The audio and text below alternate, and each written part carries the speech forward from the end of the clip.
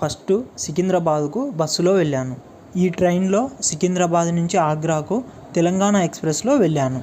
AC కోచ్లో Agra వరకు వెళ్ళాను.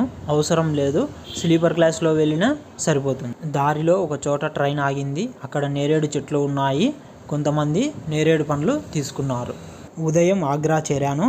అక్కడ నుండి తాజ్మహల్ చూడడానికి వెళ్ళాను. ఇది తాజ్మహల్ ఎంట్రన్స్. ఇదే అద్భుతమైన తాజ్మహల్.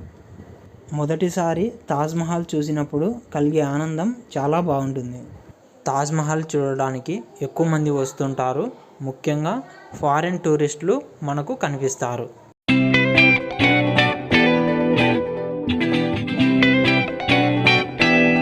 ఉదయం 8 గంటలకల్లా నేను తాజ్మహల్ చేరాను.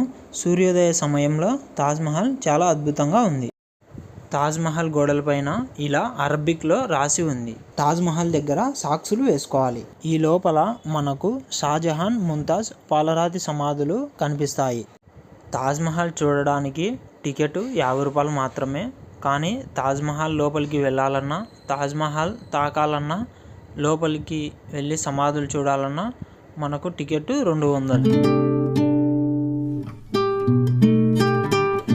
ఇక్కడ ఉండే ఈ మసీదులో ప్రతి శుక్రవారం ప్రార్థనలు చేస్తారు. ప్రతి శుక్రవారం తాజ్మహల్ సెలవు.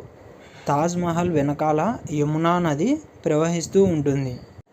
తాజ్మహల్ దగ్గర మనం చాలా అద్భుతమైన గార్డెన్ని చూడవచ్చు.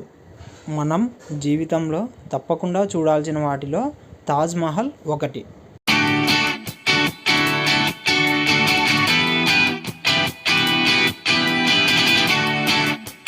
ఇవి తాజ్మహల్ బయట షాపులు. ఇది నా తాజ్మహల్ జర్నీ.